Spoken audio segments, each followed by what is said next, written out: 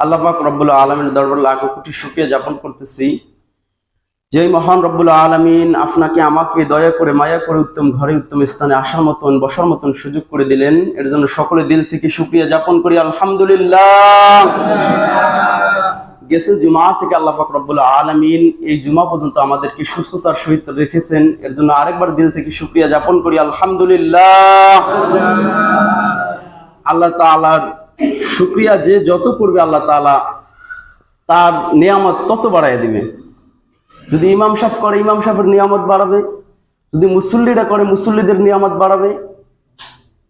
যেই করবে আল্লাহ তাআলার শুকরিয়া আল্লাহ তাআলা তারই নিয়ামত বাড়ায় দিবেন।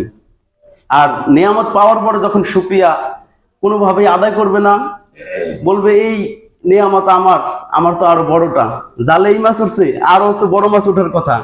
যদি এরকম করা হয় তাহলে আল্লাহ বলেন ইন্না আযাবিল শাদীদ, কঠিন আযাবে গ্রেফতার করব। তোমার জালে একটা মাছ উঠছে, একটা মাছ নিয়ে তুমি শুকরিয়া যাপন করো যে না, এইটা যদি না উঠতো তাহলে কি হতো, ঠিক না? এর জন্য শুকরিয়া সর্বক্ষেত্রে শুকরিয়া যাপন করা। তো আজকের আলোচনা করব ইনশাআল্লাহ হারাম এবং হালাল সম্পর্কে। হারাম তো অনেকভাবেই হয়, যেরকম ভাবে মনে করেন একটা লোক আপনি কাজের মধ্যে নিয়েছেন, সকাল থেকে বিকাল পর্যন্ত কাজ করবে, হয়তো 8 ঘন্টা অথবা 7 ঘন্টা এরকম। তো এটার মধ্যে যদি সে 1 মিনিট ফাঁকি দেয় তাহলে যেই টাকাটা এই 1 মিনিটের বদলে হবে সেই টাকাটাই কি হারাম হয়ে যাবে। এবং মনে করেন ইমাম আমি যদি 15 দিনের মধ্যে 1 মাসের মধ্যে যদি 5 দিন যদি ছুটিতে যাই, বা ছুটি আপনাদের কাছে বললেন এইটা এক বিষয়, অন্য অন্য সমস্যা ছাড়া যদি 10 দিন ছুটি কাটাই তাহলে এই 5 দিনেরটাই কি হারাম হয়ে যাবে, মানে 5 দিনেরটাই হারাম। তো এর মধ্যে আল্লাহ নবী সাল্লাল্লাহু আলাইহি সাল্লাম বলেন লা ইয়াদখুলুল জান্নাতা কাতি, লা ইয়াদখুলুল জান্নাতা কাত্তাত,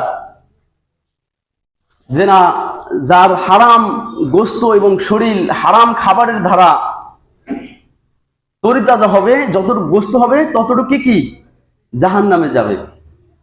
লা ইয়াদখুলুল জান্নাতা কাত্তাত, হারাম কোন খোরের শরীরে যতটুকু গোশত মাংস রক্ত হবে ততটুকু কি জাহান্নামে যাবে।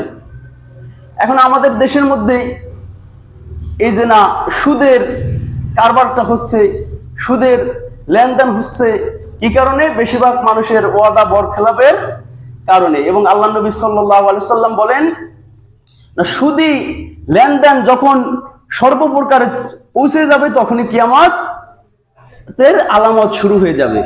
এখন এই তো দেখা যায় পড়ায় জায়গায় আপনি আওলাদ নিতে যান।